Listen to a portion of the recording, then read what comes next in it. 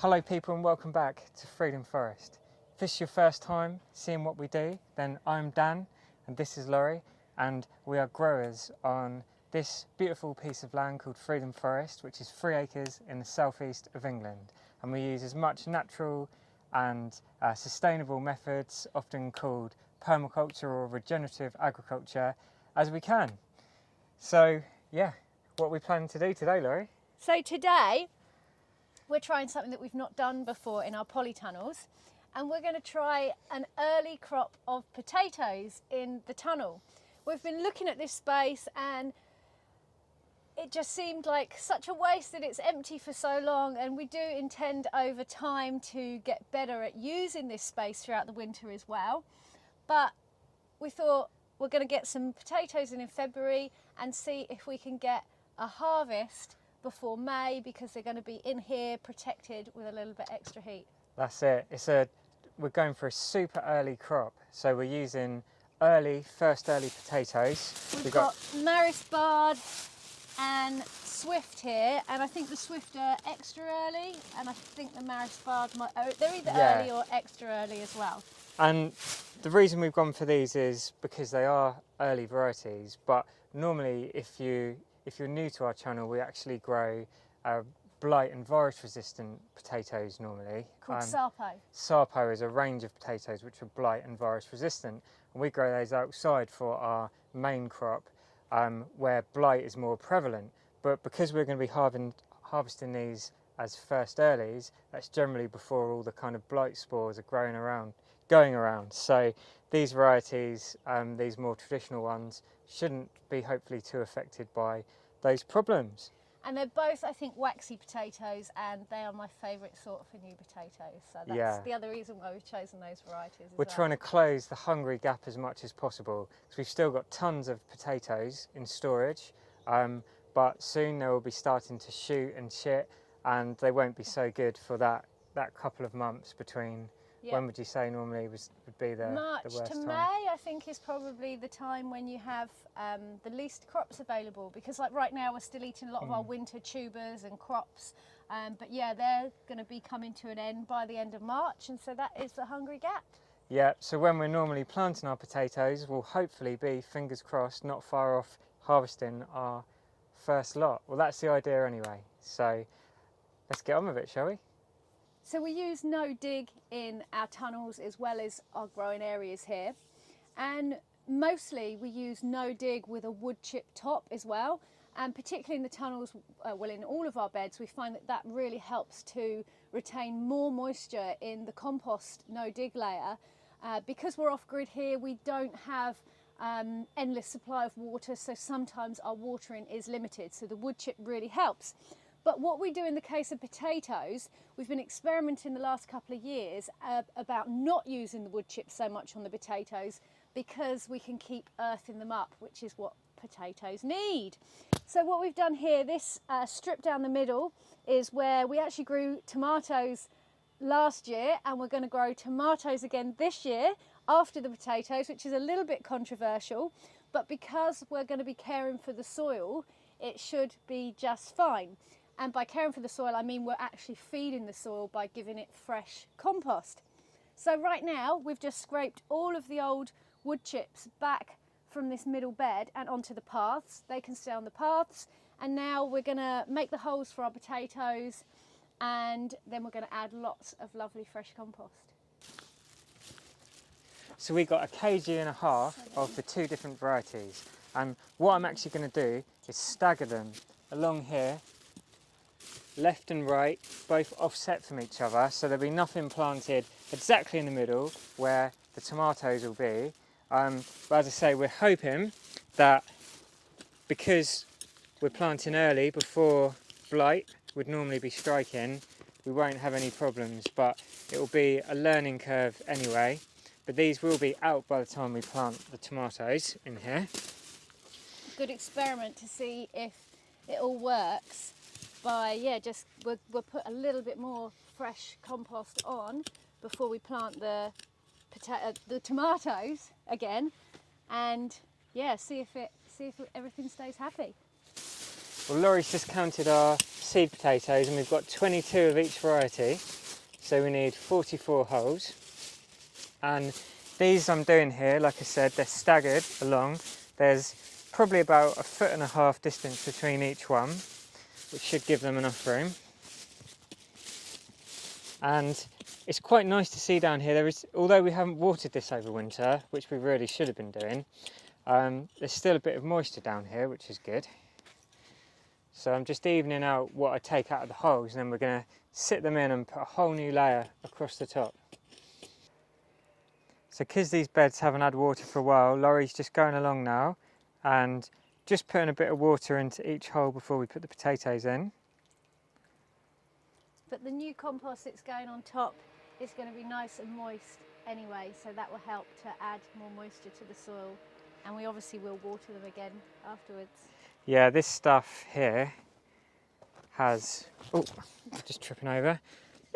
They've all gone down now, but this has got, I don't think you can see anything there, but it has actually got loads of worms in here. So we're going to be putting in some nice life again, inoculating the soil where this has dried out a bit, and we didn't top it up last year, so yeah, all good. And this is the reality of off-grid life with my high pressure hose here. But fear not, it will get better as I work downhill. It's functional though. It works just about. Right, well that's our first 22 holes there. Laurie's just watering them, and then I'll now leave a little gap just so we can distinguish between the two varieties and then carry on down. I think it's going to work out perfect actually. And another part of what all this is about, guys, is learning to utilise these amazing spaces, these tunnels, and we really don't want to take it for granted. And it's just learning that these basically create a very unique microclimate. So although we still get the same frosts, anytime there's a frost, we pretty much get a frost in here. It's very slightly lighter, but anytime the sun is out, whether it's winter or summer, it just instantly like warms up dramatically. So you've got sort of 40 degrees during the summer, and in the winter, probably now when the sun's out, it's noticeably warmer in here. So I wouldn't say it's like a continental climate, because they have very much deeper freezes than us here with our maritime climate, but it's kind of like having our same mild frost but warmer all of the other time. So what our ideal aim is in the future is all year round to be utilising these spaces, so there's never any bare ground and there's always roots in the ground as well. And you can probably see in here as well that now we have implemented this no dig with the wood chips as well, this space has literally zero weeds. It really is amazing, and especially during the summer where we tend to be more spot watering the beds themselves, the pathways remain quite dry, so the wood chips just don't give a conditions for seeds to be germinating. And yeah, so easy maintenance. I think it's surpassed even our expectations. We thought we'd still be in here, you know, doing quite a bit of weeding, but really not. You get a little bit of stinging nettles come up just down the bottom there, don't you, in this tunnel? But that's really about it. I had one very persistent patch of stinging nettles because before there was no plastic on this. This was just pure, thick, massive stems of nettles and bramble. Like the bramble was literally an inch thick. What had been yellow left. dock. Yellow dock as well. So managed to get on top of those. Those kind of ones I did have to remove, but a lot of the more annual weeds you can smother out.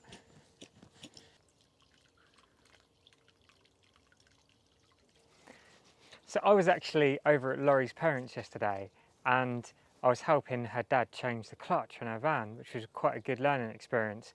And during the times he didn't need me, I went cutting some of his hazel bushes. And so we've got some of these really nice long little hazel sticks here, which I'm thinking that I can bend these into U shapes and have them as like cloches along here, because I think the problem I can foresee doing this is that because we're still going to be getting the frosts and the young potato foliage will get damaged and knocked back by that, I think we are going to have to put some fleece on here just to protect them, because we still get frost here until the second week of May. That's kind of like our last frost, so that will have to be on until that time really. So let's see if we can bend these into place. And I've cut kind of like I've cut them so there's a point on either end as well.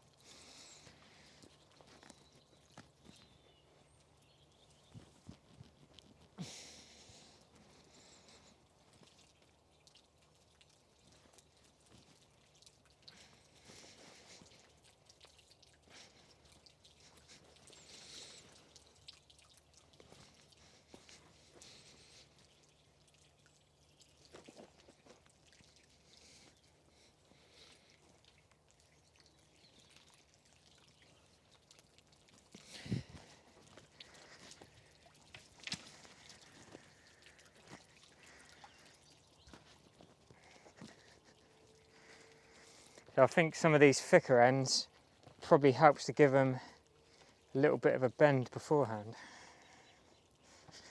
Get them going in the shape we want. Probably, I don't know, I reckon about a metre between these.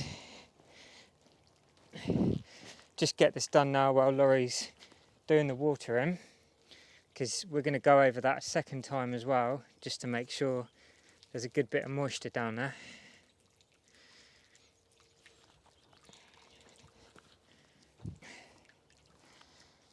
And of course hazel was a very important plant, or even you could say crop, for our ancestors here.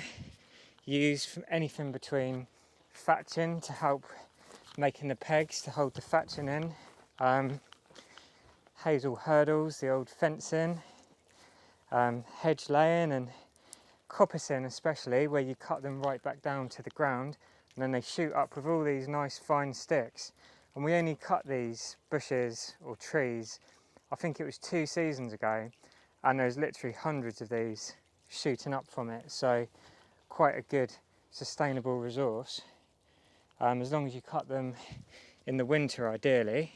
And within a few seasons, if you're just looking for some twiggy bits like this for bean poles and stuff, they're very good.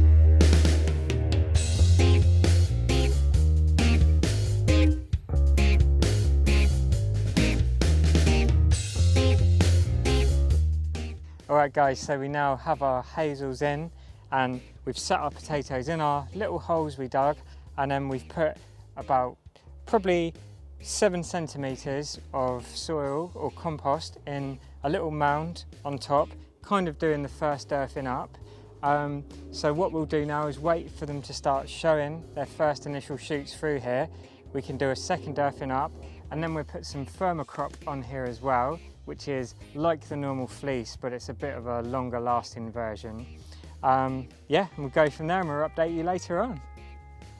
So yeah, I hope you've enjoyed seeing us plant our super early potatoes. If you have enjoyed this video, as always, don't forget to give it a thumbs up. This really helps us. We also love hearing from you in the comments or any questions that you have, so drop them down below. Make sure you're subscribed to our Freedom Forest channel, and we will catch you here again soon. Peace and plants!